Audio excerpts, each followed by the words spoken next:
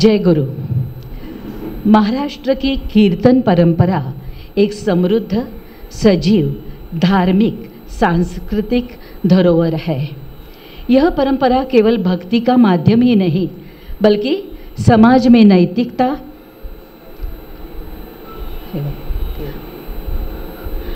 और जागरूकता का संदेश देने वाली एक प्रभावशाली कला है।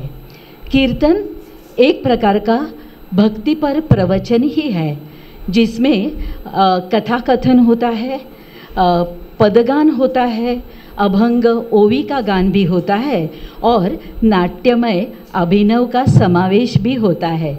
जो व्यक्ति कीर्तन करता है उसे कीर्तनकार या हरि पाठक कहते हैं। वह धार्मिक शास्त्रों, संतवाणी, पुराणों और जीवन के अनुभवों को भावपूर्ण तरीके से श्रोताओं तक पहुंचाता है। इस कीर्तन मुख्यतः दो भागों में किया जाता है। पूर्व रंग जिसमें नांदी, अभंग, ओवी, श्लोक आदि होते हैं और उत्तर रंग में मुख्य कथा या प्रसंग होता है जिससे गाकर अभिनय के साथ और प्रसंगों के माध्यम से प्रस्तुत किया जाता है। मेरी क्षमतानुसार ठाकुर बानी को मराठी भाषा में भावानुवादित करके महाराष्ट्र में कथन करने का आशीर्वाद मुझे परम पूज्यपाद वर्तमान आचार्य देव से मिला है। वह आशीर्वाद की ओर मेरा यह एक प्रयत्न है, छोटा सा कदम है। आज की ठाकुर बानी इस तरह से है। भगवान वास्तविकता है। ठाकुर कहते हैं कि भगवान वास्तविकता है। अनजान कल्पना से तुम अपने भगवान को मूर्त करने की चेष्टा नहीं करो। व्यर्थता में चिरावसन्न होने का पथ मत बनाओ। तुम्हारी सभी या अधिकांश वृत्तियाँ सार्थक होती है वहाँ अपने प्रयोजन, प्रीति, भक्ति और प्रेम को नियोजित करो। तुम्हारे भगवान वही तुम्हारे बोध में प्रकृत होकर प्रकट होंगे, जैसे श्री कृष्ण में अर्जुन के भगवान। भय नहीं, चालार साथी। श्री श्री ठाकुर अनुकूल चंद्र। नमस्कार मंडळी। युगपुरुषोत्तम श्री श्री ठाकुर अनुकूल चंद्र यांच्याबद्दल जाणून घेण्यासाठी आज आपण इथे जमलेलो आहोत। बैद्यनाथ धाम, देवघर, झारखंड इथे त्यांचा आश्रम आहे आणि त्यांचे आज प्रपौत्र आश्रमाची धुरा सांभाळत आहेत। जगभरामध्ये सुमारे 3 ते 3.5 कोटी या संख्येने त्यांचे शिष्यगण आहेत। आम्हीही त्यांच्यापैकी एक आहोत। आजचं कीर्तन ही ठाकुरांच्या चरणी यथोचित अशी गुरुदक्षिणा आहे असं मी समजते। नुकतीच गुरुपौर्णिमा आपण साजरी केली आहे। मीनलच्या पुढाकाराने आज हे सगळं साध्य होतं आहे आणि तुम्ही सगळे उपस्थित राहिल्यामुळे खरोखरच मला खूप आनंद होतो आहे। विस्तृत प्रमाणात लिखित स्वरूपामध्ये त्यांचे हजारो उपदेश उपलब्ध आहेत। त्यापैकी एक उपदेश आपण आज विचारात घेणार आहोत आणि कीर्तन स्वरूपामध्ये तो सादर केला जाणार आहे। तेव्हा सावचित्तानं ऐका आणि भक्तिरसात बुडून जा। ठाकूरजींचा उपदेश असं सांगतो, कल्पनेच्या मूर्तीमध्ये देव नको शोधू रे। कल्पनेच्या मूर्तीमध्ये देव नको शोधू रे।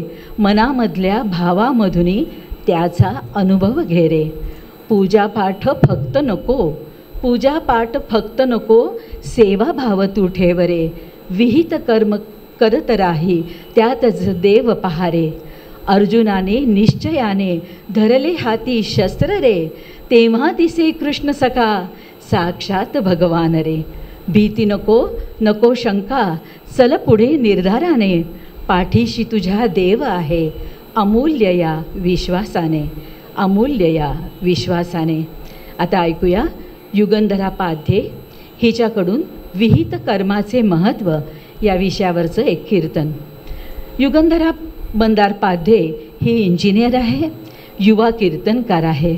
तिला प्रेरणा तिच्या आजीकडून म्हणजे भ.प. सरोज प्रभाकर सरडे यांच्याकडून मिळालेली आहे। हरिकीर्तनोत्तेजक सभा, नारद मंदिर, पुणे इथून कीर्तन विशारद ही पदवी तिने प्राप्त केली आहे। संस्कृत भाषेची आवड असून भांडारकर प्राच्य विद्यासंस्थेद्वारे लघु सिद्धांत कौमुदी हा 1 वर्षाचा अभ्यासक्रम तिने पूर्ण केला आहे. भर्तृहरीच्या नीतिशतकाचे मराठीत छंदोबद्ध श्लोकात भाषांतर करण्याचं तिचं काम चालू आहे. तर अशी ही युगंधरा आपल्यासमोर सादर करत आहे विहित कर्माचे महत्त्व हे कीर्तन. धन्यवाद. श्रीमन्महागणाधिपतये नमः. यदा लम्बोदरं हन्ति सतां प्रत्यूह संभवं तदा लम्बे दयालम्बं लम्बोदरपदाम्बुजं शारदा शारदाम्भोजवदना वदनाम्बुजे सर्वदा सर्वदास्माकं सन्निधिं क्रियात्. नमस्तस्मै भगवते नारदाय महात्मने कामक्रोधविहीनाय ऋषीणां प्रवराय च. गुरुर्ब्रह्मा गुरुर्विष्णुः गुरुर्देवो महेश्वरः गुरुस्साक्षात् परब्रह्म तस्मै श्री गुरवे नमः. रत्नाकरा धौतपदां हिमालयकिरीटिनीं ब्रह्मराजर्षिरत्नाढ्यां वन्दे भारतमातरं. पुण्डलीकवरदा हरिविठ्ठल श्री ज्ञानदेव तुकाराम पंढरीनाथ महाराज की जय. देवर्षि नारद महाराज की जय. महर्षि वेदव्यास मुनि महाराज की जय. आर्य सनातन वैदिक हिंदू धर्म की जय. श्री श्री ठाकुर अनुकूल चंद्र की जय. जय जय रघुवीर समर्थ. हरि जय जय राम राम कृष्ण हरि. हरि जय जय राम राम कृष्ण हरि. हरि जय जय राम राम कृष्ण हरि. हरि जय जय राम. गोवर्धन धर गोपाल नरस. गोवर्धन धर गोपाल नरस. गोकुल संकट हारी. हरि जय जय राम राम कृष्ण हरि.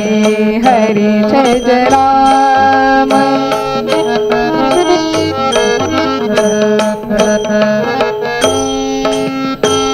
शरणागत दीना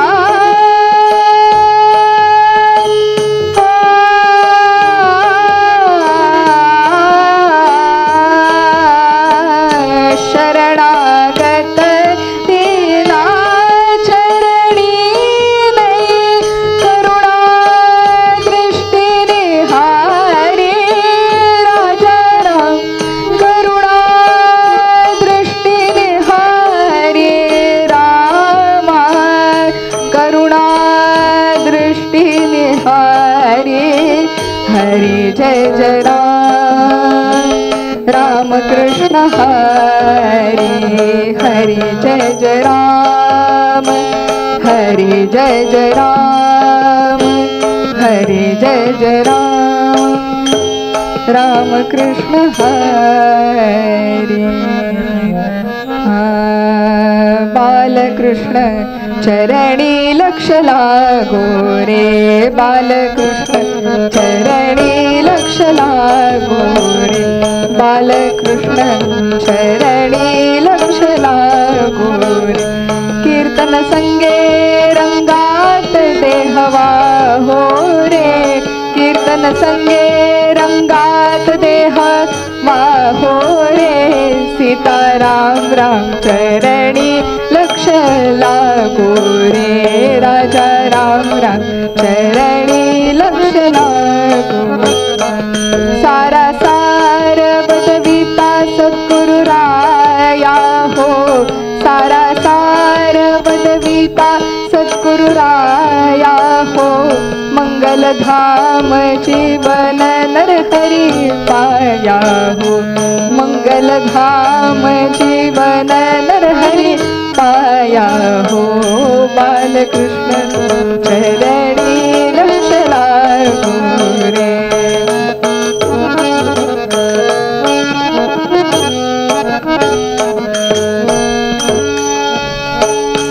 सद्रूप चिन्मय नारायण रूप ध्याऊ हो, सद्रूप चिन्मय नारायण रूप ध्याऊ हो, तन्मय होवो नि बलवंत प्रेमे गाऊ हो, तन्मय होवो नि बलवंत प्रेमे गाऊ, प्रेमे गाऊ, प्रेमे गाऊ हो बालकृष्ण चरणी लक्ष लागो रे। बालकृष्ण चरणी लक्ष लागो, चरणी लक्ष लागो, चरणी लक्ष लागो रे। राम राम राम राम राजा राम सीताराम, राम राम राम राम राजा राम सीताराम। सगळ्यांनी भजनामध्ये सामील व्हायचे। राम राम राम राम राजा राम सीताराम, राम राम राम राम राजा राम, राम राम राम राजा राम सीताराम, राम राम राम राम राजा राम सीताराम, राम राम राम राम राजा राम सीताराम, राम राम राम राम राजा राम सीताराम, राम राम राम राम राजा राम सीताराम। बोला पुंडलिक वरदे हरी विठ्ठल श्री ज्ञानदेव तुकाराम, पंढरीनाथ महाराज की जय, देवर्षी नारद महाराज की जय, महर्षी वेदव्यास मुनि महाराज की जय, आर्य सनातन वैदिक हिंदू धर्म की जय, जय जय रघुवीर समर्थ।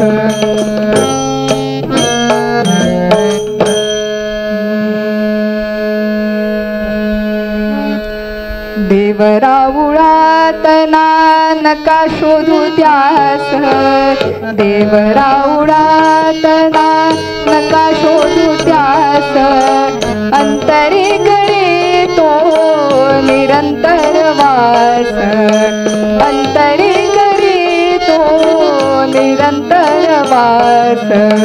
पूजा पाठी रमला तव भक्तिभाव भोळा, पूजा पाठी रमला तव भक्तिभाव भोळा, विसरला दयाच्या निर्गुण रूपाला, कार्य शक्ती प्रीती ठेवतो सदैव, कार्य शक्ती प्रीती ठेवतो सदैव, राबतो जो हात पाहि त्यात देव, राबतो जो हात पाहि त्यात देव। धीर अर्जुनाने शस्त्र हाती धरले, धीर अर्जुनाने शस्त्र हाती धरले, छत्र श्रीहरीचे त्यास प्राप्त झाले, छत्र श्रीहरीचे त्यास प्राप्त झाले। देव सत्य आहे न धारणा फुकाची, देव सत्य आहे ना धारणा फुकाची, विहित कर्म करिता भेट होई त्याची। ठाकुर दयाल सांगे फिर फिरोनी, प्रेममय दयाल सांगे फिर फिरोनी, नित्य करा काम नाम घ्या मुखानी, नित्य करा काम नाम घ्या मुखानी।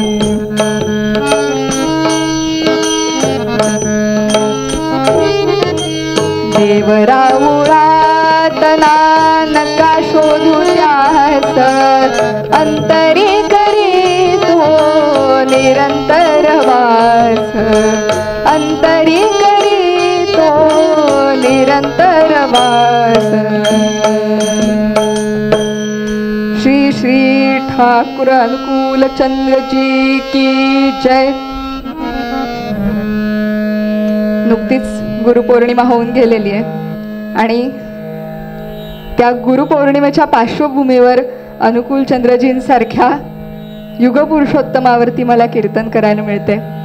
एवढ्या मोठ्या इतक्या 3.5 कोटी लोकांच्या सद्गुरूंवरती मला कीर्तन करायला मिळते. ही खरंच माझ्यासाठी फार भाग्याची गोष्ट आहे आणि ती संधी मला दिली यासाठी सुनीताताई केळकरांचे खरंच खूप खूप आभार आहेत.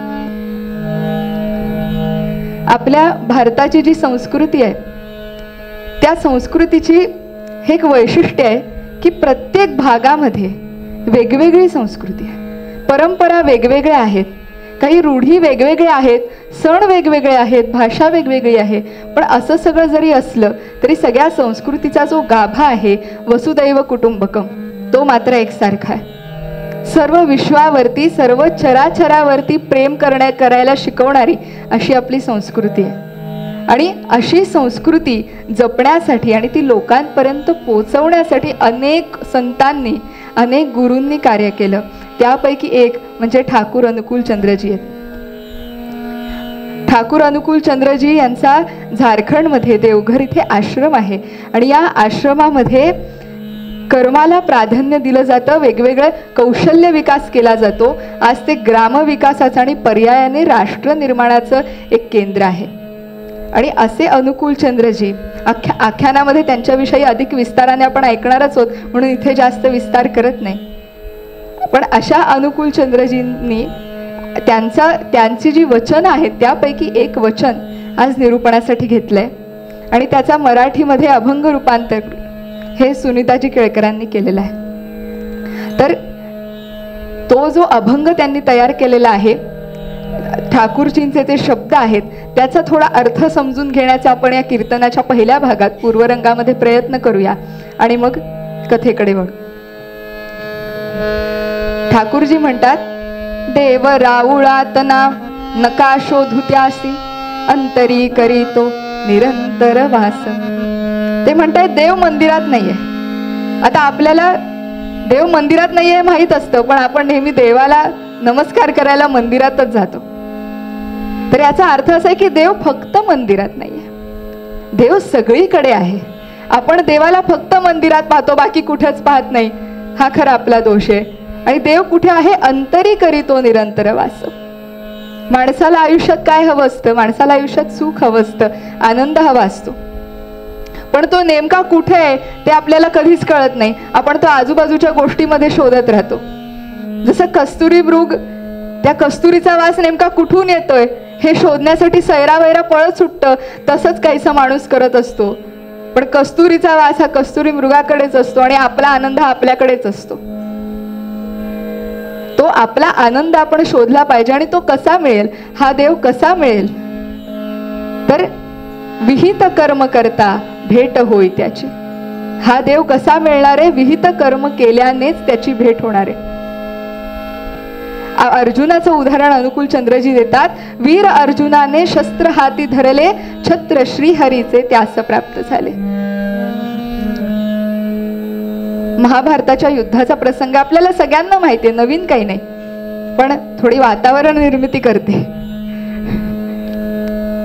महाभारताच्या युद्धाचा प्रसंग आहे.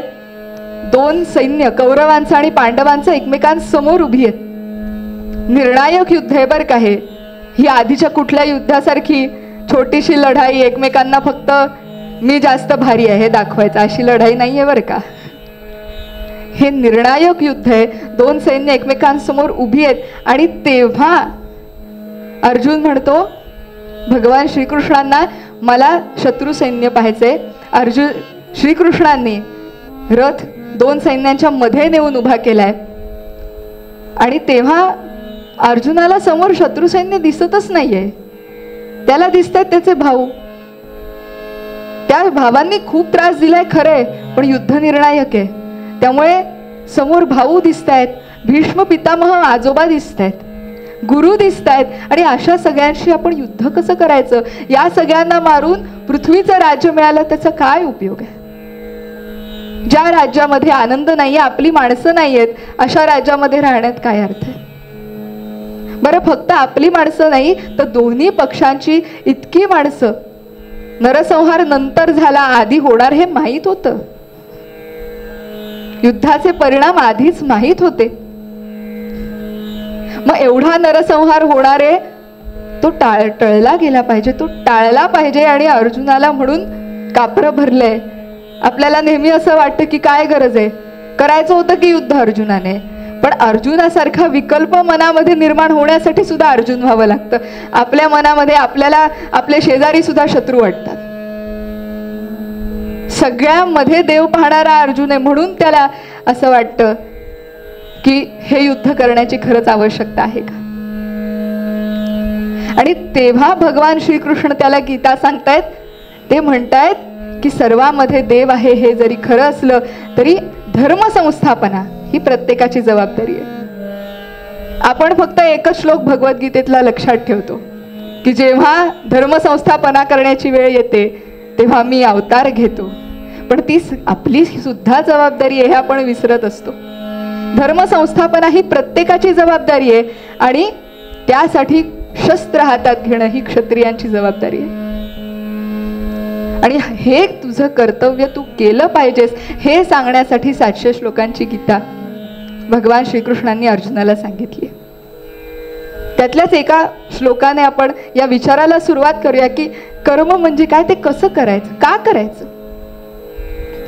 भगवान श्रीकृष्ण सांगतायत अर्जुनाला, सहयज्ञा प्रजा सृष्ट्वा पुरोवाच प्रजापती अनेन प्रसविष्यध्वम एषो योस्त्विष्ट कामधु. ते म्हणतायत ब्रह्मदेवाने जेव्हा सृष्टी निर्माण केली तेव्हा ती सहयज्ञ निर्माण केली, म्हणजे कर्मासकट निर्माण केली. जेव्हा सृष्टी सर्व जीव निर्माण केले, माणसं निर्माण केली, त्यांना कर्माशी बांधूनच पाठवले. आपणच जर विचार केला कर्म न करता आपण राहू शकतो का, नाही राहू शकत. आता आपण इथे सर्वजण बसलेलो आहोत, मी कीर्तन करते आहे, तुम्ही जण ऐकता आहात. मी जे काही बोलते आहे ते ऐकून तुमच्या मनात काहीतरी विचार येत आहेत, म्हणजे मनाचं काहीतरी कर्म चाललेलं आहे सतत. आपण अगदी झोपलेलो सुद्धा जेव्हा असतो तेव्हा जागा असतो त्याच्यापेक्षा दसपट वेगाने आपला मेंदू काम करत असतो. त्यामुळे आपली कर्मापासून सुटका नाही, कर्म हे आपल्याला बांधलं गेलेलं आहे. आणि असं जर आहे तर मग अनुकूल चंद्रजी आपल्याला सांगतायत की असं जर आहे तर कर्म व्यवस्थित करा ना. जी गोष्ट करायचीच आहे ती व्यवस्थित करायला काय हरकत आहे. आणि म्हणून ते आपल्याला सांगतायत कार्यशक्ती प्रीती ठेव तू सदैव. कार्यशक्ती प्रीती ठेव तू सदैव, राबतो जो हात पाही त्यात देव.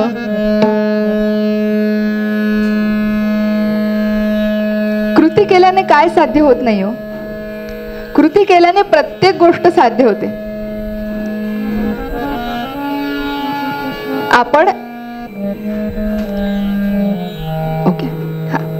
कृती केल्याने प्रत्येक गोष्ट साध्य होऊ शकते. आपल्याला अनेक उदाहरणं माहिती आहेत. बाबा आमट्यांचं आपण उदाहरण पाहिलं, शून्यातून त्यांनी आनंदवन उभं केलंय. कुष्ठरोग्यांना कुठले व्यवसाय करता येतील, कुठले उद्योग करता येतील ह्याचा विचार करून कुष्ठरोग्यांना स्वतःच्या पायावर बाबा आमट्यांनी उभं केलं. आनंदवनाला काहीच नव्हतं, तिथे काहीच नव्हतं, अशा ठिकाणी शून्यातून त्यांनी तो आश्रम उभा केलाय. किती कष्ट यासाठी करायला लागले असतील त्यांनी. आणि त्यांच्या पत्नीने जाऊन तिथे घरं बांधण्यापासून सगळं सुरुवातीपासून केलंय. आणि आज त्या आनंदवनामध्ये शेती होते, कपड्याचा व्यवसाय होतो, तिथे लोहार काम सुद्धा होतं, तिथे सुतार काम सुद्धा होतं, पर्यावरण पूरक असे प्रकल्प चालवले जातात.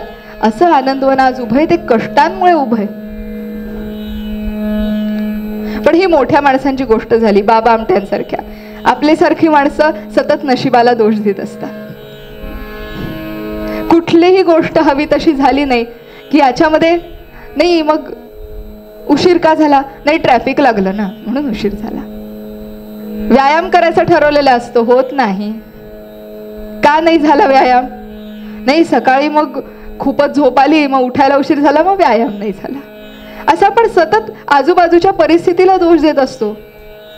सासूशी भांडायचं नव्हतं असं ठरवलं होतं, पण भांडण काय झालं, नाही मग सासूच मला उलट सुलट बोलली, मग भांडण झालं. असं सतत आपण दुसऱ्याला दोष देत असतो, आजूबाजूच्या परिस्थितीला दोष देत असतो. पण आता इथे पुन्हा भगवद्गीतेतलाच एक श्लोक आपल्या मदतीला येईल की एखादी ठरवलेली गोष्ट पूर्ण होणार की होणार नाही हे कशा कशावर अवलंबून आहे. अधिष्ठानम तथा कर्ता करणम च पृथक्विधम विविधाश्च पृथक् चेष्टा दैवम चैवात्र पंचमम. भगवान श्रीकृष्ण अर्जुनाला सांगतात 5 गोष्टी आहेत. अधिष्ठान, कर्ता. अधिष्ठान म्हणजे आपला कार्य करण्यामागचा हेतू काय आहे. तो हेतू फार महत्वाचा आहे. मी पूजा का करते आहे, मी पूजा का करतो आहे. मनी नाही भाव देवा मला पाव, असं आहे का. देवाला आपण नवस बोलतोय का, पूजा करण्याच्या नावाखाली कसला सौदा करतोय का. काय हेतू आहे पूजा करण्याचा. की आपण खरंच हा देव कसा आहे हे जाणून घेण्याचा प्रयत्न करतोय, आपण स्वतःला जाणून घेण्याचा प्रयत्न करतोय. जे काही आपल्याला मिळालं आहे त्याच्यासाठी कृतज्ञतेचा भाव व्यक्त करण्यासाठी आणि आपली या सगळ्या जगासाठी जी जबाबदारी आहे त्या जबाबदारीची जाणीव स्वतःला करून देण्यासाठी पूजा करतोय का. अधिष्ठान आपण ओळखलं पाहिजे. कुठलंही कार्य करण्याचा मागचा हेतू म्हणजे अधिष्ठान. त्यानंतर आहे कर्ता. कोण कर्म करताय. कारण एखाद्या करिअर निवडताना मुलांचा हल्ली फार गोंधळ होतो. ते आहे ना डॉक्टर किंवा इंजिनियर, ते अजून तसंच आहे, फक्त त्याच्यात काही काही गोष्टी अजून ऍड झाल्या आहेत, इतकाच फरक आहे. पण मुलं समजून घेत नाहीत स्वतः की आपल्याला कुठलं करिअर खरं आपल्यासाठी योग्य आहे. म्हणजे जो करता आहे त्याच्या क्षमता समजून न घेतल्यामुळे पुढे त्याच्यामध्ये असफलता येते. म्हणून करता ओळखला पाहिजे, त्याच्या क्षमता ओळखल्या पाहिजेत. पुढचं आहे करण. काय साधनं आपण वापरतो. बंदुकीशी तलवारीनं युद्ध होईल का, नाही होणार. तसं ज्या कर्मासाठी जे साधन गरजेचं आहे तेच आपण वापरलं पाहिजे. दुसऱ्या कुठल्याही साधनाने ते कार्य सफल होणार नाहीये. पुढचं आहे चेष्टा. चेष्टा म्हणजे चेष्टा मस्करी नाही बरं का.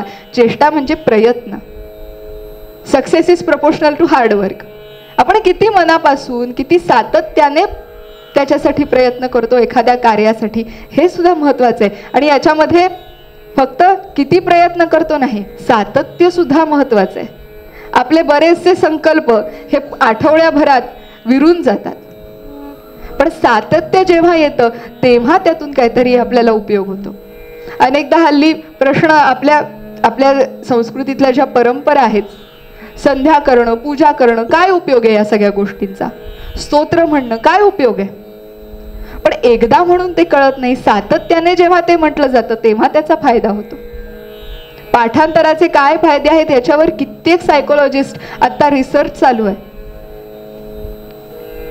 सुरुवातीला शाळामध्ये पाढे कशाला पाठ करायला लावायचे अशी एक लाट आली होती. आता लहानपणापासून मुलांना पाठांतर करायला लावा अशी परत लाट आली. तर प्रयत्न हे महत्वाचे आहेत. आणि शेवटचं आहे दैव, शेवटचं आहे नशीब. 5पैकी शेवटचं आहे नशीब. त्या 4 गोष्टी आपल्या हातात असताना त्या 4 गोष्टी जणू काही नाहीच आहेत असं धरून आपण फक्त दैव दैव दैव दैव, ते असं झालं म्हणून माझं काम नाही झालं, त्याने तो वाईट वागला म्हणून मी त्याच्याशी असं केलं, हे सतत आपण फक्त दैवालाच दोष देत असतो. पण उरलेल्या 4 गोष्टी आपल्या हातात असतात. बोट दाखवण्यासारखं आहे, उरलेली 4 बोट आपल्याकडेच असतात. कर्माने खूप काही साध्य होऊ शकतं. आजूबाजूच्या परिस्थितीचा आपण नीट विचार करून जर कर्म केलं तर नक्कीच साध्य होऊ शकतं. हल्ली म्हणतात ना, नुसतं हार्ड वर्क नाही, स्मार्ट वर्क पाहिजे. समर्थ सुद्धा हेच सांगतायत बरं का. हे नवीन शब्द आहेत, या जुन्या शब्दांमध्ये समर्थांनी हेच सांगितलंय. विचारून बोले विवंचून चाले, तयाचे निसंतप्त तेही निमाले. बरे शोधल्या वीण बोलू नको हो, जनी चालणे शुद्धने मस्त राहो. ते म्हणतात विचारू न बोले, बोलण्याच्या आधी 10 वेळा विचार कर. विवंचून चाले, विवंचना म्हणजे एखाद्या गोष्टीचा सांगोपांग विचार करणं, आजूबाजूच्या परिस्थितीचं आकलन करून घेणं आणि कुठली कृती योग्य आहे, कारण एकदा झाले बोललेला शब्द आणि केलेली कृती परत येत नाही. टाइम मशीन ही फक्त कल्पनाच आहे, ती आपल्याला प्रत्यक्षात आणता येत नाही. त्यामुळे विचारू न बोले विवंचू न चाले, प्रत्येक कृतीचा योग्य विचार करणं, ह्या ज्या 5 गोष्टी होत्या, अधिष्ठानम तथा कर्ता करणम च पृथक्विदम विविधाश्च पृथक् चेष्टा दैवम चैवात्र पंचमम, या 5 गोष्टींचा विचार करून जर कर्म केलं तर ते नक्की सफल होणार. आणि अशी अनेक उदाहरणे आहेत.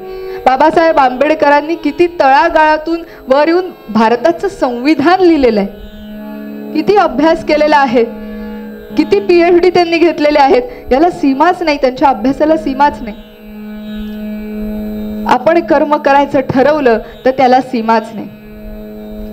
आणि म्हणून अनुकूलचंद्र म्हणतायत, कार्यशक्ती प्रीती ठेव तू सदैव, राबतो जो हात पाही त्यात देव.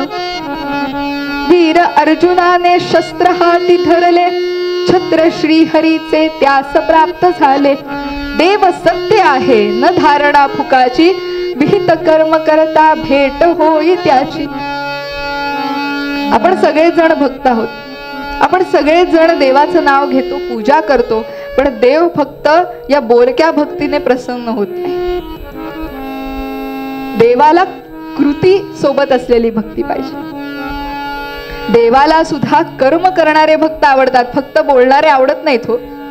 कुसुमम वर्ण संपन्नम गंधहीनम न शोभते, न शोभते क्रियाहीनम मधुरम वचनम तथा. एखादं फूल असतं, दिसायला किती सुंदर असतं, पण त्याला वासच नसतो. असं फूल आपण देवाला वाहतो का हो? माणसाच्या बोलणं फार असतं, उथळ पाण्याला खळखळात फार, बोलणं भरपूर, पण कृती करायची वेळ आली की आपण एक पाऊल पुढे यायची तयारी नाही. कृतीशिवाय बोलण्याला काही अर्थ नाही. जसा भक्तीशिवाय कृतीला काही अर्थ नाही, तसाच कृतीशिवाय भक्तीलाही काही अर्थ नाही. दोन्ही गोष्टी, कर्मयोग आणि भक्तियोग, या वेगवेगळ्या करता येत नाहीत, त्या एकत्र जोडलेल्याच असतात. जसे आपण आपल्या कर्माशी जोडलेले असतो, तशी कृती ही भक्तीशी जोडलेली असते. त्यामुळे देव सुद्धा जिथे कष्ट होतात तिथेच देव सतत उभा असतो. जिथे राबती हात तेथे हरी. नसे राऊळी वानसे मंदिरी, नसे राऊळी वानसे मंदिरी, जिथे राबती हात तेथे हरी, जिथे राबती हात तेथे हरी. शिळा फोडीती संघ पाथरवटांचे, कुणी कापसा रूप देती पटांचे. शिळा फोडीती संघ पाथरवटांचे, कुणी कापसा रूप देती पटांचे. दया घरी नांदतो तो मुरारी, जिथे राबती हात तेथे हरी, जिथे राबती हात तेथे हरी. जिथे काम तेथे उभा श्याम आहे, नभे धर्म रे धर्म ते रूप पाहे. जिथे काम तेथे उभा श्याम आहे, नभे धर्म रे धर्म ते रूप पाहे. वसे तो सदा स्वेद गंगे किनारी, जिथे राबती हात तेथे हरी, जिथे राबती हात तेथे हरी. नसे राऊळी वानसे मंदिरी, जिथे राबती हात तेथे हरी, जिथे राबती हात तेथे हरी. अनुकूलचंद्र सुद्धा हेच सांगतायत. प्रेममय दयाल सांगे फिर फिरोने, पुन्हा पुन्हा सांगतायत. नित्य करा काम नाम घ्या मुखाने. ते सांगतायत कर्म आणि भक्ती एकत्र आपल्याकडे असली पाहिजे. अहो, नुसत्या कर्माला काय अर्थ आहे हो? रावण सुद्धा कष्टाळू होता की, पण केलं काय? सगळ्याचं वाटोळं केलं, आपलंही केलं आणि जगाचंही केलं. नुसत्या कर्मालाही अर्थ नाही, भक्ती पाहिजे. आणि नुसत्या भक्तीलाही अर्थ नाही, कर्म पाहिजे. ठाकूरजींचा हा संदेश आपण पुन्हा एकदा आळवूया आणि मग आख्यानाकडे वळूया. देव राऊळात नका शोधू त्यास, देव राऊळात नका शोधू त्यास, अंतरी करी तो निरंतर वास, अंतरी करी तो निरंतर वास, कार्यशक्ती प्रीती ठेव तू सदैव, कार्यशक्ती प्रीती ठेव तू सदैव, राबतो जो हात पाहि त्यात देव, राबतो जो हात पाहि त्यात देव, प्रेममय दयाल सांगे फिरफिरोनी, ठाकुर दयाल सांगे फिरफिरोनी, नित्य करा काम नाम घ्या मुखानी, नित्य करा काम नाम घ्या मुखानी, देव राऊळात नका शोधू त्यास, अंतरी करी तो निरंतर वास, देव राऊळात देव राऊळात देव राऊळात श्री श्री ठाकुर अनुकूल चंद्रजी की. उत्तरंगाला सुरुवात करण्याआधी थोडं भजन करूया आणि मग श्री नारायण जय नारायण जय जय नारायण नारायण, श्री नारायण जय नारायण जय जय नारायण नारायण. सर्वांनी सामील व्हायचे. जय नारायण जय जय नारायण नारायण, श्री नारायण जय नारायण जय जय नारायण नारायण, श्री नारायण जय नारायण जय जय नारायण नारायण.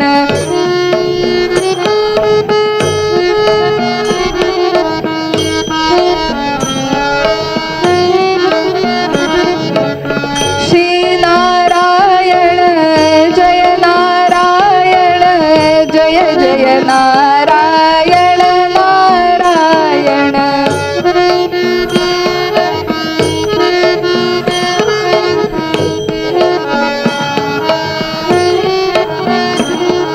श्री नारायण जय नारायण जय जय नारायण नारायण,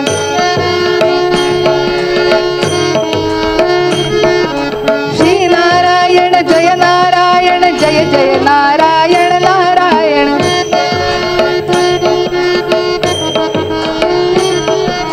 श्री नारायण जय नारायण जय जय नारायण नारायण,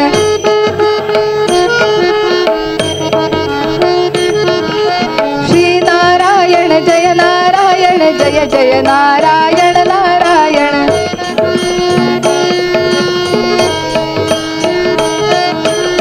पुंडलिक वरदा हरी विठ्ठल श्री ज्ञानदेव तुकाराम, पंढरीनाथ महाराज की, देवर्षी नारद महाराज की, महर्षी वेदव्यास मुनी महाराज की, आद्य सनातन वैदिक हिंदू धर्म की, भारत माता की जय. श्री श्री ठाकुर अनुकूल चंद्र जी की जय. जय रघुवीर समर्थ.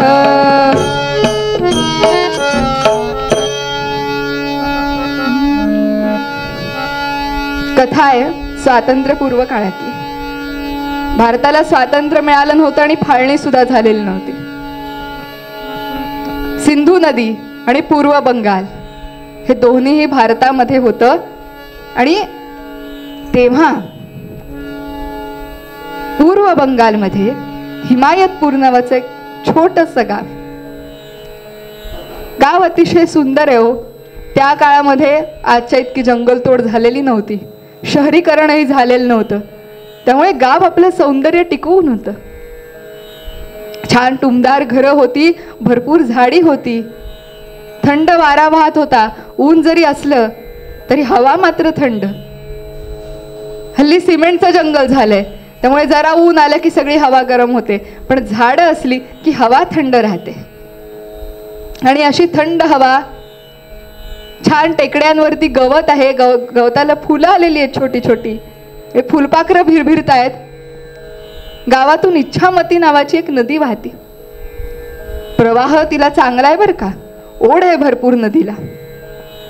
आणि असं हे सुंदर गाव, लक्ष देऊन असा विचार करा, आपण ड्रोन मधून असं त्या गावाकडे बघतोय वरून खाली, आणि त्या नदीच्या किनाऱ्याजवळ कोणतरी अगदी लहान 4-5 वर्षाचा असेल असं मूल, असा एक मुलगा पळत पळत पळत पळत नदीकडे येतोय. जोरात तो धावतोय, नदीकडे येतोय. का धावतोय? कुठल्या फुलपाखरामागे धावतोय की काय? पण नाही, तो नदीकडे आला आणि नदीत त्याने धपकन उडी टाकली. नदीला भयंकर प्रवाह आहे, पण तरी त्याने नदीत उडी टाकली. हे कुठलं साहस आहे? कोण आहे हा मुलगा? बाळ 5 वर्षाचा, बाळ 5 वर्षाचा उडी टाकतो नदीत धैर्याने. बाळ 5 वर्षाचा उडी टाकतो नदीत धैर्याने. अनुकूल नाव त्याचे, अनुकूल नाव त्याचे. मातृपितृ सेवा करी प्रेमाने. राम राम राम हरे हरे राम राम राम राम सीतापते राम राम राम राम हरे हरे राम राम राम राम सीतापते राम राम. या मुलाचं नाव आहे अनुकूल चंद्र.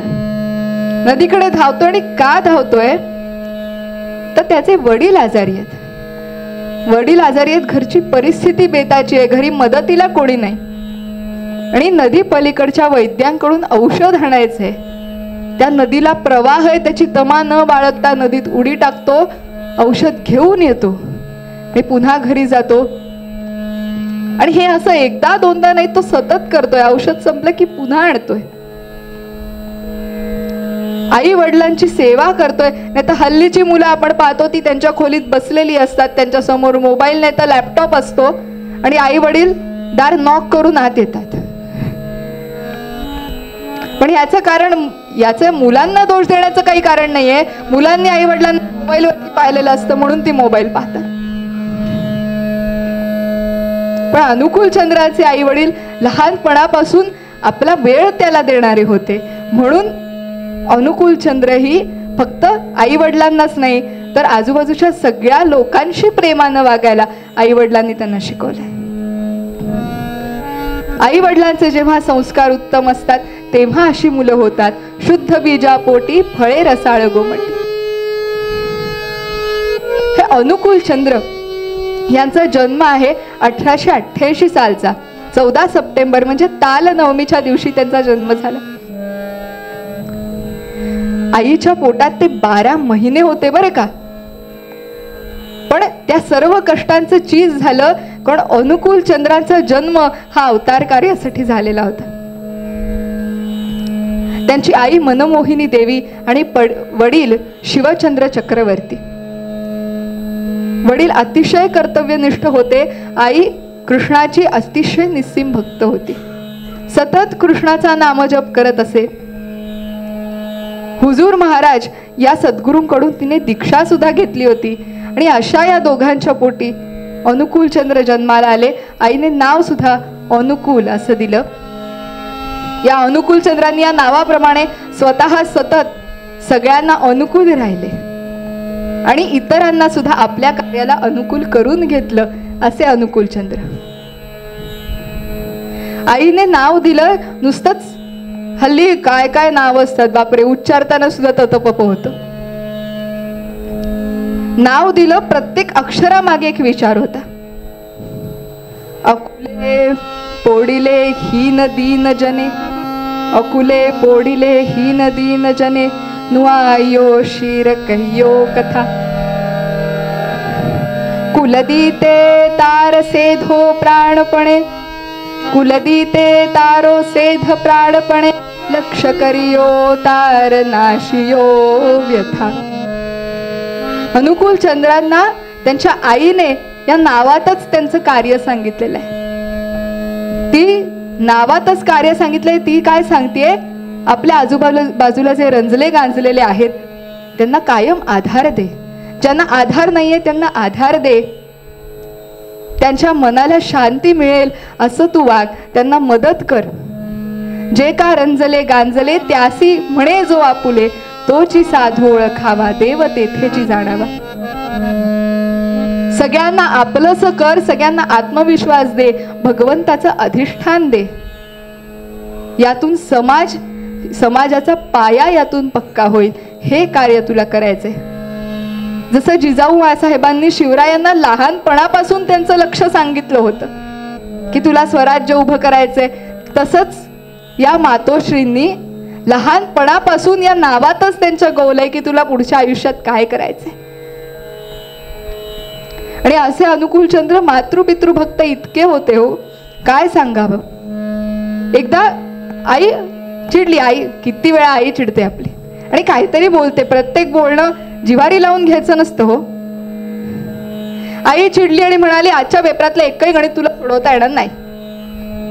अनुकूलचंद्र शाळेत गेले, पेपर आला, सगळी गणितं येत होती पण एकही सोडवलं नाही. का? आईचा शब्द खोटा ठरेल. लहानपणी ही अशी भक्ती होती आईवरती. नंतर त्याला अर्थातच मोठेपणासोबत जे शहाणपण आलं त्याची जोड मिळाली, पण ही अशी भक्ती लहानपणापासून होती. अनुकूलचंद्र सतत नामस्मरण करीत असत, सतत आईप्रमाणे कृष्णाचं नामस्मरण करीत असत. खेळताना, खाताना, झोपताना, उठताना, बसताना सतत. त्यामुळे मध्येच त्यांची समाधी लागे, भावावस्थेत जात. अगदी लहान असतानाच सांगते बरं का, तुम्हाला एकदम कोणी मोठे ऋषी डोळ्यासमोर यायचे, हे अगदी लहान असतानाच सांगते मी. भावावस्थेत जात, सगळं विश्व एकच आहे, आपण त्यात विरघळून चाललो असं त्यांना वाटत असे. आणि मनमोहिनी देवींच्या हे लक्षात आलं. आपल्या सद्गुरूंशी तिने आज्ञा घेतली आणि बाळाला नाव द्यायचं, दीक्षा द्यायची असं तिने ठरवलं. बाळाला नाव दिलं, अजपाजपाची दीक्षा दिली. आणि अनुकूलचंद्र ते नामस्मरण करू लागले. म्हणाले, आई अगं हे मला माहिती आहे, हे असं नामस्मरण मी मला जेव्हापासून आठवतंय तेव्हापासून करतोय. बाळास जेव्हा नाव दिले, बाळास जेव्हा नाव दिले, गर्भातच होते मिळाले.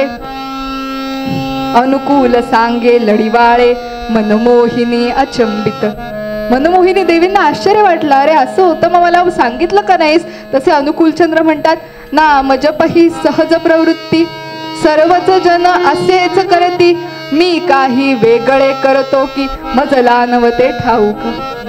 स्वाभाविक विचार करा, जी गोष्ट आपण लहानपणापासून करत असतो, आपण लहानपणापासून 3च गोष्टी करतो. आपण खातो, झोपतो आणि परत खातो.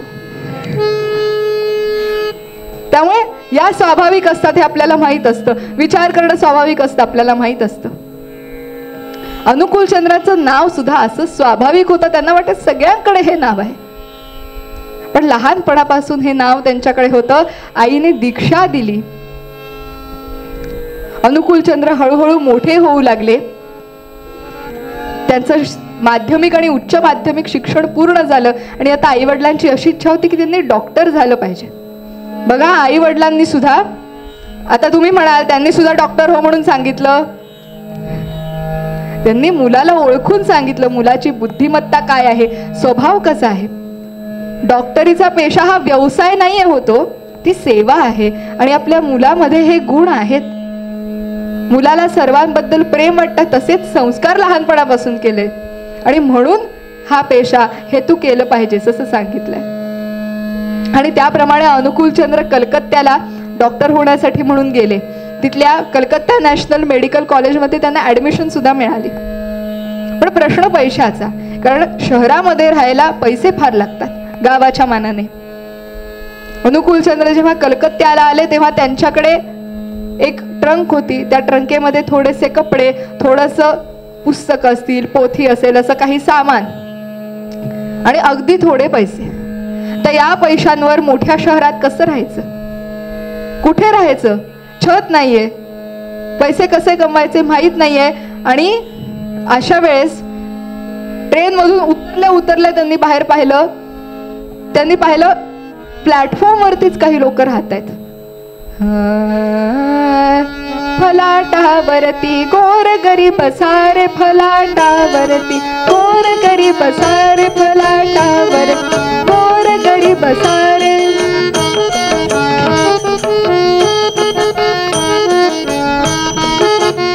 भोजनासाठी सुद्धा झगडणार, भोजनासाठी सुद्धा झगडणार.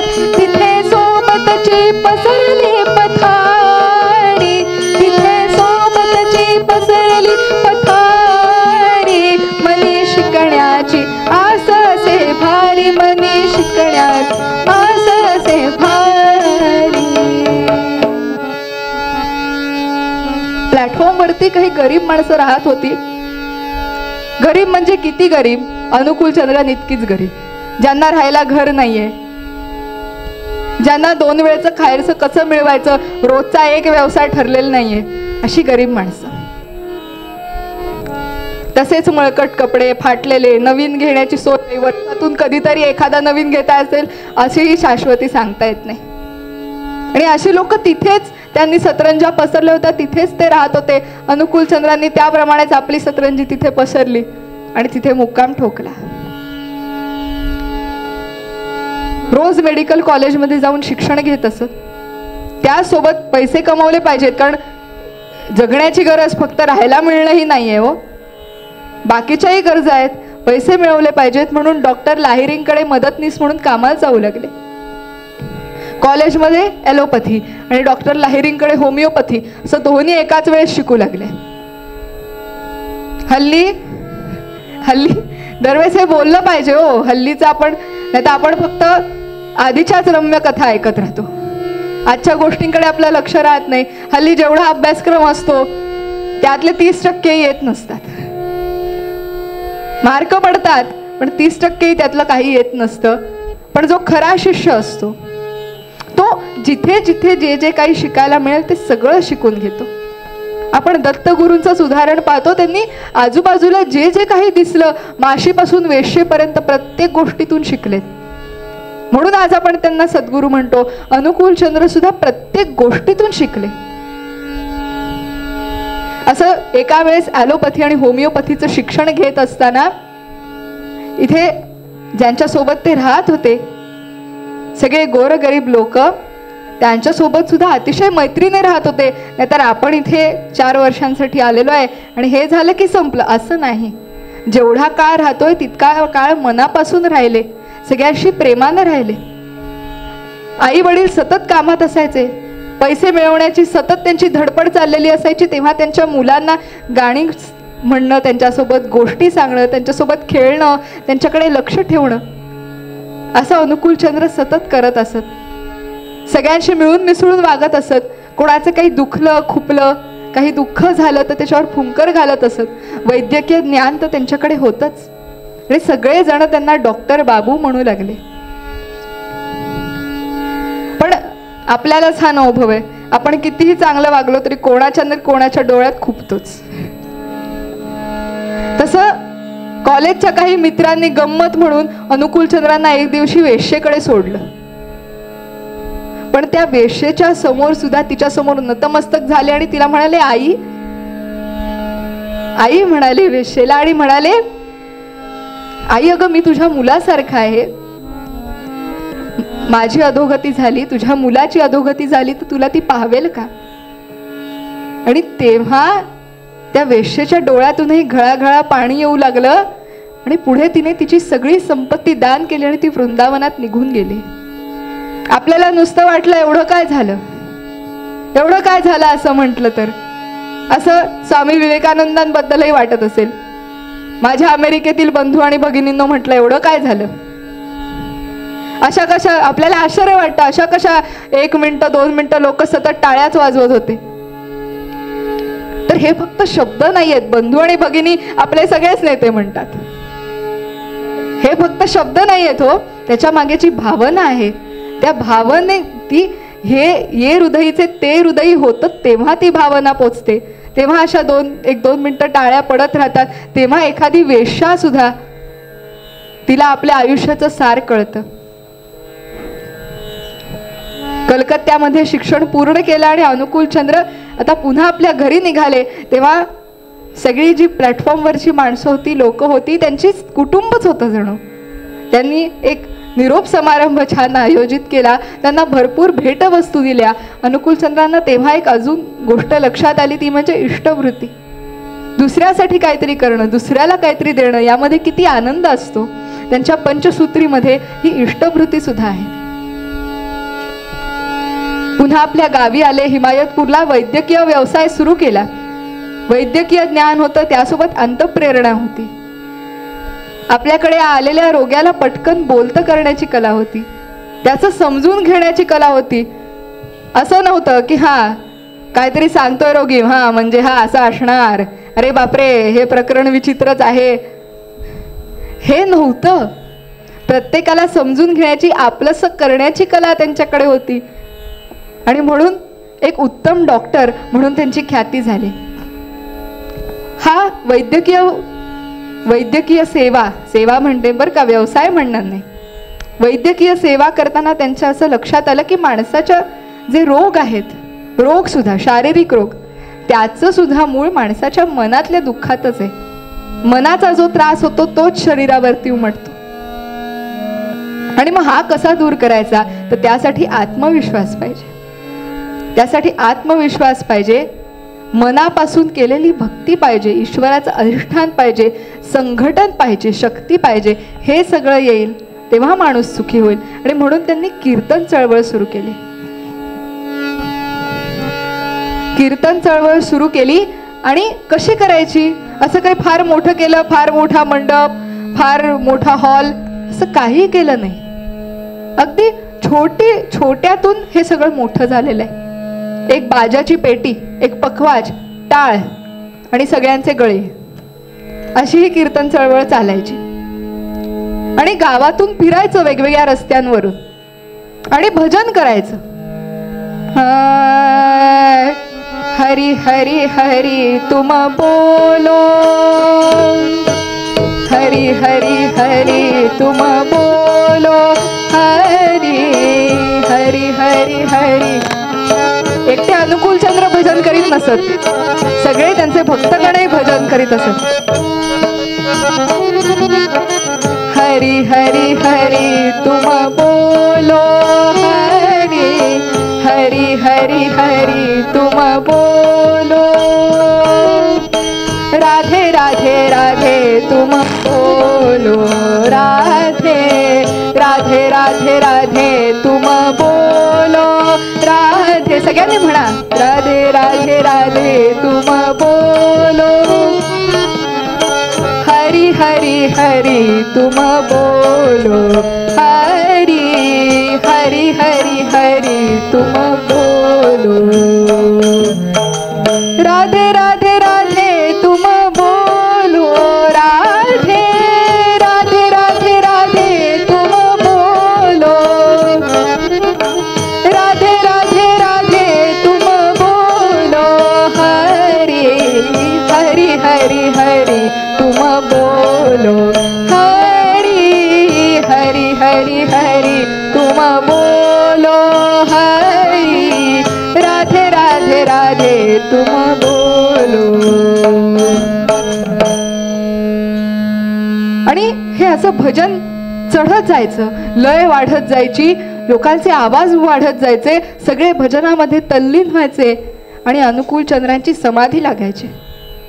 भावावस्थेत जायचे, त्वचेचं तापमान वाढायचं, सुवर्णी रंगाचे, निळसर रंगाचे दिसायचे, दिव्य प्रकाश त्यांच्या कांतीतून फाकत असे.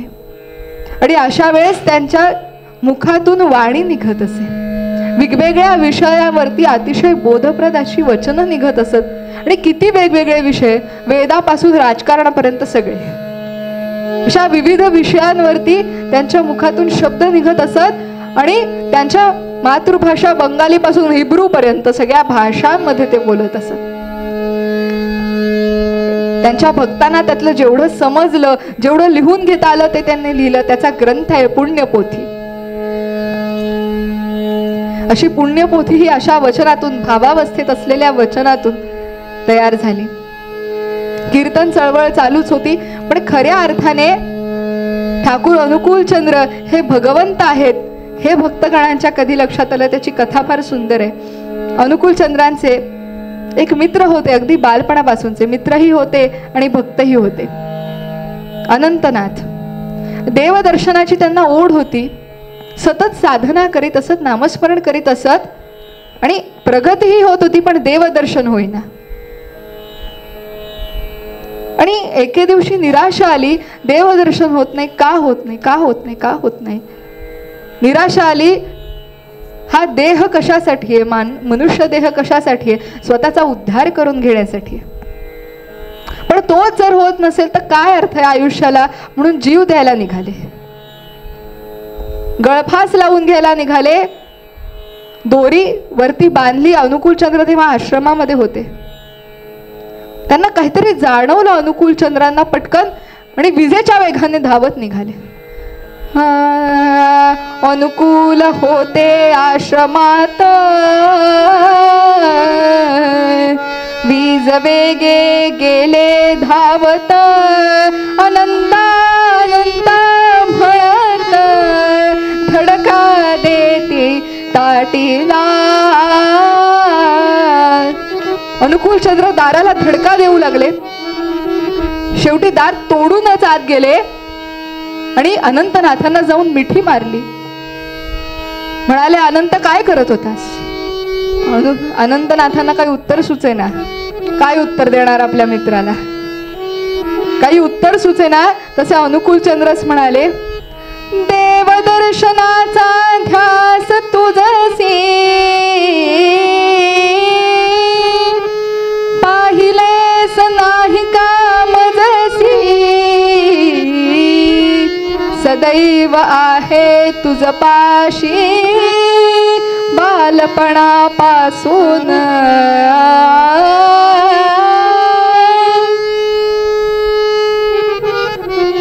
अहो, देव कायमच आपल्या सोबत आहे. अरे अनंता, मी बालपणापासून तुझ्या सोबत आहे. तुला लक्षात नाही आलं? ओळखलं नाहीस मला? एकनाथांच्या घरी पाणी भरणारा श्रीहरी, अरे तसा मी इथे तुझ्या सोबतही आहे रे. तुझ्या लक्षात नाही आलं? आणि तेव्हा अनंतनाथांना त्यांची चूक उमगली. त्यांच्या डोळ्यातून घळाघळा पाणी वाहू लागलं. त्यांनी साष्टांग दंडवत घातला आणि तेव्हापासून त्यांना ठाकूर म्हणू लागले. ठाकूर म्हणू लागले. खऱ्या अर्थाने लक्षात आलं भगवंताचा अंश आहे. अनुकूलचंद्रांचं कार्य फार मोठं आहे. कीर्तन चळवळी सोबतच नुसती बोलकी भक्ती उपयोगाची नाही ना, त्यासोबत त्यांनी सत्संग चालू केलाय. सत्संग म्हणजे आपणच सगळे एकमेकांच्या सोबत संघटित व्हायचं, एकमेकांच्या संगतीने एकमेकांचा विकास करायचा म्हणजे सत्संग. आणि हा सत्संगाचा हा जो आश्रम आहे याच्यामध्ये वेगवेगळे उपक्रम अनुकूलचंद्रांनी चालवलेले आहेत. मग ह्याच्यामध्ये शेती असेल, गोपालन असेल, शिल्पकला आहे, वास्तुकला आहे, कित्येक उपक्रम चालवलेत. औषधांचा कारखाना सुद्धा आहे बरं का. ठाकूरजींनी वंगभूमीवर उभारले सत्संग आश्रमा, ठाकूरजींनी वंगभूमीवर उभारले सत्संग आश्रमा.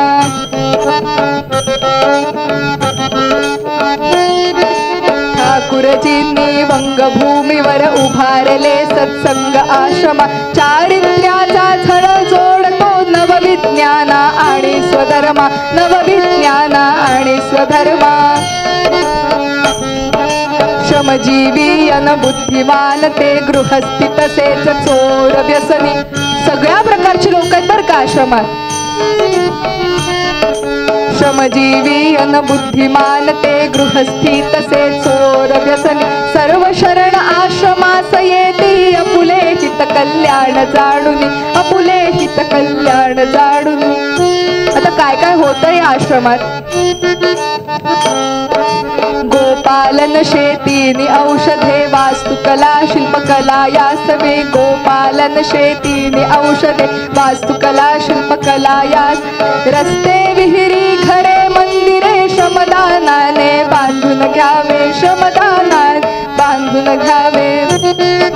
यासोबत एक विद्यालय सुद्धा उघडलेलं आहे तरुणांसाठी. विद्यालय अतिप्रयोगशील तपोवन असे नाव जयाचे. विद्यालय अतिप्रयोगशील तपोवन असे नाव जयाचे. पावन आश्रम शुद्ध आचरण अमृत जेथे हरिनामाचे. अमृत जेथे हरिनामाचे. अमृत जेथे हरिनामाचे. असा हा आश्रम ज्यामध्ये सगळं आहे. आणि या आश्रमाच्या बांधकामापासून अनुकूल स्वतः कष्ट करतायत. असं नाही की मी खुर्चीत बसतो आणि भक्तगणांनो काम करा, हे नाहीये. स्वतः तिथे विटा उचलण्यापासून सगळं अनुकूल चंद्र स्वतः करतायत. आणि जेव्हा नेता स्वतः काम करतो तेव्हाच त्याच्या मागे लोक उभे राहतात. शिवरायांचं सुद्धा आपण वैशिष्ट्य पाहतो. प्रत्येक लढाईवर ते स्वतः गेलेत, नुसतं आपल्या सरदारांना असं म्हटलेलं नाहीये. त्याप्रमाणे अनुकूल चंद्र प्रत्येक कामात स्वतः पुढाकार घेऊन ते करतायत. कौशल्य विकास. हातात काम असलं की व्यसन लागत नाही, डोक्याला विचार असला की व्यसन लागत नाही. रिकामपणीचे सगळे उद्योग आहेत व्यसन म्हणजे, हे लक्षात आलं. आणि त्यामुळे हा कष्टाचा कर्मप्रधान असलेला आश्रम त्यांनी उभा केला. विद्यालय सुरू केलं, प्रयोगशील होतं. नुसतं घोका आणि ओका असं नाही, प्रयोगशील खऱ्या अर्थाने जिथे शिकायला मिळेल. स्वतःच्या चुकातून माणूस शिकतो, पण चुका करण्यासाठी गोष्टी करून पाहायला पाहिजेत की नाही. या प्रयोगाची संधी जिथे मिळेल असं विद्यालय तपोवन त्यांनी निर्माण केलंय. या आश्रमामध्ये किती मोठी मोठी लोक येऊन गेलेत. महात्मा गांधी येऊन गेलेत, नेताजी सुभाषचंद्र बोस येऊन गेलेत, बिपिनचंद्र पाल येऊन गेलेत, चित्तरंजन दास येऊन गेले. चित्तरंजन दासांनी तर स्वतः अनुकूल चंद्रांचे शिष्यत्व स्वीकारले, दीक्षा घेतली. आणि असा हा आश्रम मोठा झालेला होता. अनेक भक्तगणाला जोडले गेले होते. एक ग्रामविकासाचं समाज निर्माणाचं केंद्र झालं होतं. पण स्वातंत्र्यासोबत फाळणी सुद्धा जवळ आली. आणि पूर्व बंगालमध्ये होतं हो हे सगळं. फाळणी जवळ आली आणि अनुकूल चंद्रांच्या लक्षात आलं की ही टाळता येणारी नाहीये. ही धर्माच्या आधारावर होणारी फाळणी आहे. जरी सर्व धर्म एकसारखे असले तरी सुद्धा फाळणी हे सर्वांना कळत नाहीये. हो, काय करावं, सर्वांना कळत नाहीये. धर्माच्या आधारावर फाळणी होते आणि हिंदूंचा इथे छळ होणार, आपला आश्रम इथे चालू शकणार नाही. म्हणून असलेलं सगळं बंद करून त्यांना स्थलांतर करावं लागलं. आपल्या शिष्य परिवारासहित सर्व आश्रम त्यांनी झारखंडमध्ये, आज तो जिथे आहे देवघर, इथे तो हलवला. देवघर मध्ये काय होतं हो, चोर दरोडेखोर होत. म्हणजे एकदा शून्यातून उभा केलेला आश्रम पुन्हा त्यांनी शून्यातून उभा केलाय. आता एकदा केलं ना, फाळणीच झाली, आता काय करायचं आम्ही, आमच्या हातातच नव्हतं, नशीब आडवा आलं त्याला आम्ही काय करणार. जी मोठी माणसं असतात ती नशिबाला कधीही दोष देत नाहीत. प्रत्येक गोष्टीवरती उपाय त्यांच्याकडे असतो. तो का असतो, कारण स्वतःची हिंमत असते, आत्मज्ञान असतं, स्वतःच्या क्षमता माहीत असतात. आपण प्रत्येक गोष्टीवर मात करू शकतो कर्माने, हे माहीत असतं. पुन्हा शून्यातून आश्रम सगळा निर्माण केला तिथे. आज देवघरमध्ये अनेक शिष्यगण त्यांचे आहेत. त्यांची तिसरी पिढी तो आश्रम चालवते आहे. या आश्रमामध्ये आजही हे राष्ट्र निर्माणाचं, ग्रामविकासाचं कार्य अविरतपणे चालू आहे. पंचसूत्री जी अनुकूल चंद्रांनी सांगितली ती तंतोतंत पाळणारा असा हा शिष्य परिवार आहे. त्यांचे सर्व संदेश, मुख्य संदेश प्रेमाचा, सगळ्या चराचराविषयी प्रेम. आपल्या संस्कृतीमध्ये जे वसुदैव कुटुंबकम सांगितलंय, सर्व पृथ्वी कोण आहे, आपली मित्र आहे नाही, कुटुंब आहे. ज्या प्रेमात कुटुंबाची काळजी घेतो त्या प्रेमाने सगळ्यांची काळजी घ्यायची. हे वसुधैव कुटुंबकम ही प्रेमाची भावना सर्व शिष्यामध्ये आहे. आणि त्यानंतर कर्मप्रधानता, कर्माला असलेलं महत्त्व ठाकूरजींच्या आयुष्यात आपण पाहिलं. किती कष्टाने त्यांनी सगळं उभं केलंय. कुठेही असलेल्या परिस्थितीला दोष न देता असं आहे तर आहे, मी याच्यावरही मात करेन, ही धमक आहे. आणि या हिमतीने सगळं कार्य पुढे नेलंय. त्यांचा शिष्यगण शिष्यवर्गही आज त्याच मार्गाने चाललेला आहे. आपल्या देशाचं भाग्य आहे की असे मोठे शिष्य परिवार, असे कार्य करणारे, करते बोलके नाही करते शिष्य परिवार आपल्या देशामध्ये आहेत. हे खरंच आपल्या देशाचं भाग्य आहे. आपण सुद्धा या अनुकूल चंद्रजींचा जो संदेश आहे, आपल्यापैकी अनेकांना माहीत नसेल त्यांचं कार्य. मलाही माहीत नव्हतं कीर्तन करण्याच्या पूर्वी, पण जेव्हा मी ऐकलं तेव्हा इतकी भारावून गेले. म्हटलं किती मोठं कार्य आहे माणसाचं. अनेक माणसांच्या बाबत प्रश्न पडतो की हे त्यांनी जे केले ते एका जन्मात करणं शक्य आहे का हो? आपल्याला 100 जन्मही पुरायचे नाहीत असं कार्य ही माणसं एका जन्मात करतात. त्यांची जी वचनं आहेत, सत्यानुसरण त्यांचा ग्रंथ आहे. त्यांची वाङ्मय त्यांची मूर्ती आहे ती. आज जरी ते आपल्यामध्ये नसले तरी त्या ग्रंथाच्या स्वरूपाने आपल्यामध्ये आहेत, त्यांच्या संदेशाच्या स्वरूपाने आपल्यामध्ये आहेत. त्यांच्या वचनांपैकी एक तरी वचन आपण आपल्या आयुष्यात आचरणात आणू शकू का? ते आणू शकलो त्या एका वचनाने सुद्धा आपल्या आयुष्याचं सार्थक होईल. श्लोक का म्हणायचे, स्तोत्र का म्हणायची, सुरुवातीला अर्थ कळत नसतो. पुन्हा पुन्हा म्हटलं, 4 वेळा म्हटलं, 10 वेळा म्हटलं, 1000 वेळा म्हटलं, एकेका शब्दाचा अर्थ उलगडत जातो. श्लोक म्हणजे निरर्थक अक्षरांची मालिका नसते. आयुष्य कसं जगायचं हे शिकवणारे ते श्लोक असतात. त्याचा अर्थ हळूहळू आपण जसे मोठे होत जातो त्या श्लोकात लिहिलेल्या गोष्टी आजूबाजूला दिसू लागतात, तसं तसं ते आपल्याला कळत जातं. अनुकूल चंद्रजींचे ही वचनं सुद्धा आपण आपल्या आयुष्यात आपल्याला कशी उपयोगाला आणता येतील. अनुकूल चंद्रजी त्यांचं कार्य करून गेले, त्याचा आपण आपल्याला उपयोग कसा करून घ्यायचा हे आपल्या हातात आहे. कारण त्यांचं कार्य आपल्यापर्यंत पोहोचलं नाही, आपण ते आपल्या आचरणात उतरवू शकलो नाही, तर तो आपला करंटेपणा आहे हो. तर ही आपली जबाबदारी आहे, ही आपलं कर्तव्य आहे. आणि कर्तव्य जबाबदारी जाऊ दे, ही आपली गरज आहे की अनुकूल चंद्रजींसारख्या माणसाचं कार्य आपण लक्षामध्ये घ्यावं, त्यांचा संदेश लक्षात घ्यावा आणि त्या पद्धतीने वागावं. त्यांच्याप्रमाणे कष्ट करून त्यांच्या इतकं नाही पण जमेल तितकं समाजकार्य आपण करावं. जे कीर्तन झालेलं आहे अनुकूल चंद्रांच्या चरणी अर्पण करते. जर काही राहून गेलं असेल तर मातृहृदयाने तुम्ही मला माफ करालच. जे काही आवडलं असेल ते नारद मंदिरामध्ये मी कीर्तन जिथून शिकले त्या सर्व गुरुजनांकडून हे माझ्याकडे आलेलं आहे. त्यांना वंदन करून हे कीर्तन आपण इथे विराम घेऊया आणि अनुकूल चंद्रजींचा जो संदेश आहे तो पुन्हा एकदा आठवूया.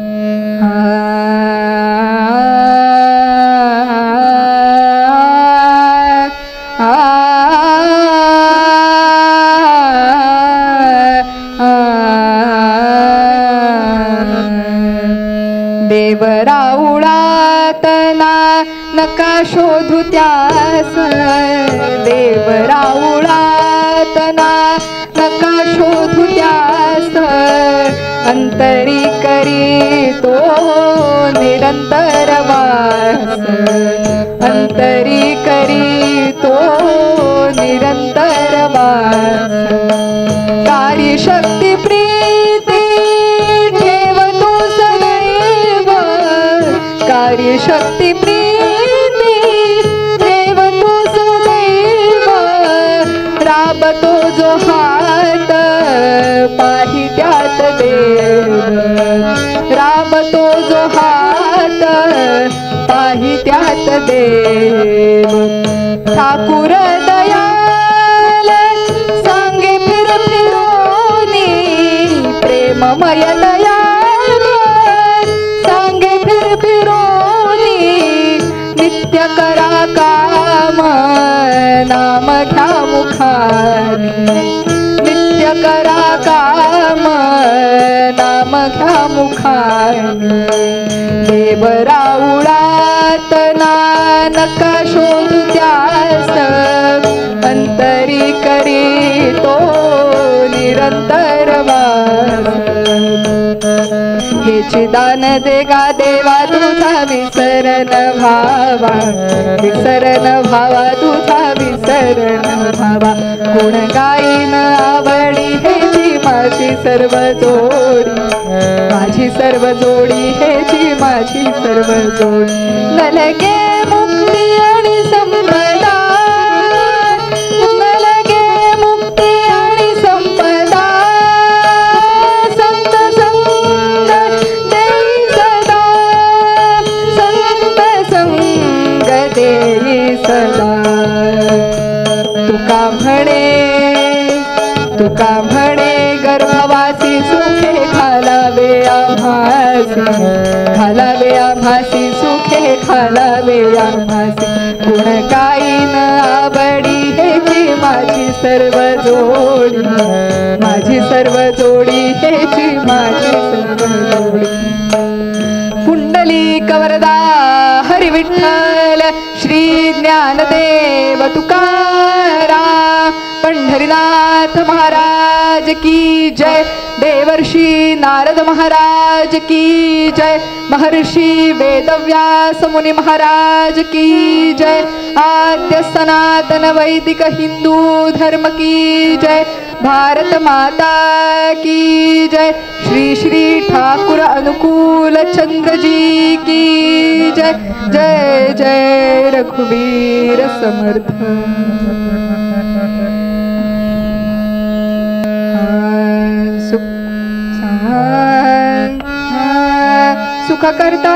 सुख करता दुःख हरता वार्ता विघ्नाची दुरवी पुरवी प्रेम कृपा जयाची सर्वांगी सुंदर उठशे तुराची कंठी झळके माळ मुक्ता फळाची जय देव जय मंगल मूर्ती दर्शन मात्रे मन कामना मूर्ती जय देव रत्न खचित भरा तुझ गौरी कुमरा चंदनाची उटी कुंकुम केशरा हिरे जडित मुकुट शोभतो भरा रुणझुणती नुपुरे चरणी घागरिया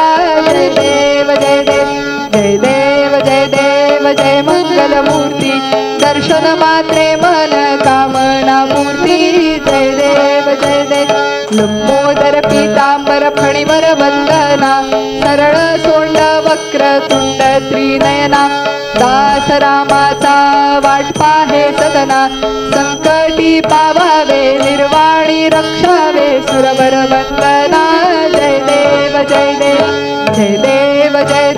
जय मंगल मूर्ती दर्शन मात्रे मन कामना मूर्ती जय देव दुर्गे दुर्घट भारी तुझ विण संसारी अनाथनाथे अंबे करुणा विस्तारी वारी वारी जन्म मरणाते वारी सारी पडलो आता संकट निवारी जय देवी महिषासुरमथिनी सुरवर ईश्वर वरदे तारक संजीवन जय देवी त्रिभुवनी भुवनी पाहता तुझ ऐसे नाही सारी श्रमले परंतु न बोलवे काही साही विवाद करिता पडलो प्रवाही ते तू भक्ता लागी पावसी लवलाही जय देवी महिषासुरमथिनी सुरवर ईश्वर वरदे तारक संजीवनी जय देवी प्रसन्न वदने प्रसन्न होसी निज दासा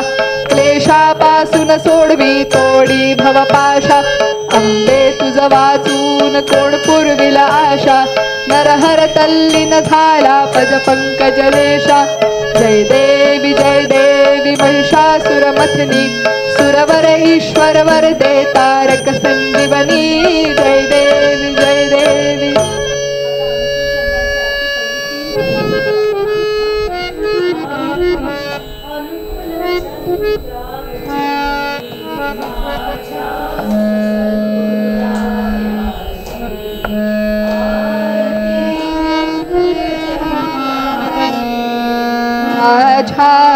सद्गुरु रायांची.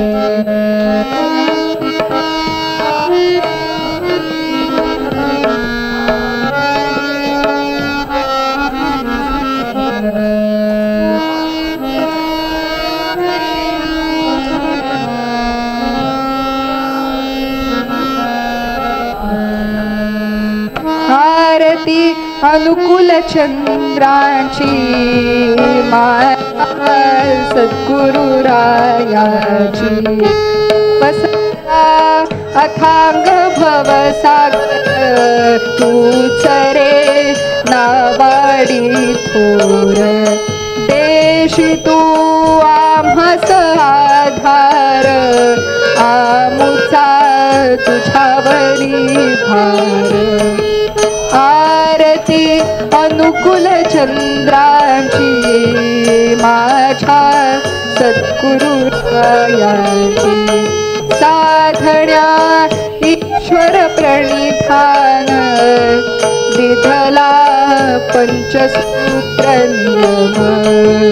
गुरुसी पूर्ण समर्पण करूया नाम जप ध्यान.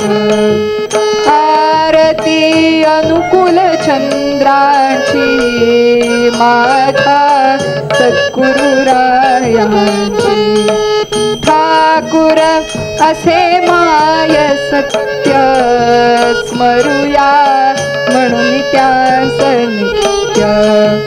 जागवू अंतरी देवत्व करूया आपण स्वहित.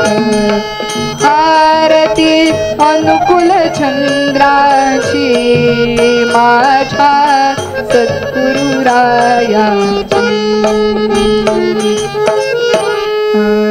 घालीन लोटांगण वंदीन चरण डोळ्यान पाहिन रूप तुझे. प्रेमे आलिंगिन आनंदे पूजिन भावे ओवाळीन म्हणेन. त्वमेव माता पिता त्वमेव त्वमेव बंधुः सखा त्वमेव त्वमेव विद्या द्रविणं त्वमेव त्वमेव सर्वं मम देवते. कायेन वाचा मनसेन्द्रियैर्वा बुद्ध्यात्मना वा प्रकृति स्वभाव. करोमि यद्यत् सकलं परस्मै नारायणायेति समर्पया. अच्युतं केशवं रामनारायणं कृष्णदामोदरं वासुदेवं. श्रीधरं माधवं गोपिकावल्लभं जानकीनायकं रामचन्द्रं. हरे राम राम राम हरे हरे.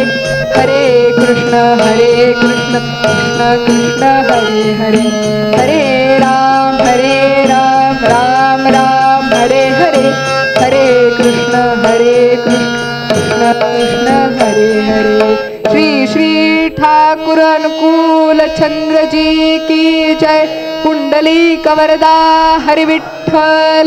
श्री ज्ञानदेव तुकाराम पंढरीनाथ महाराज की जय.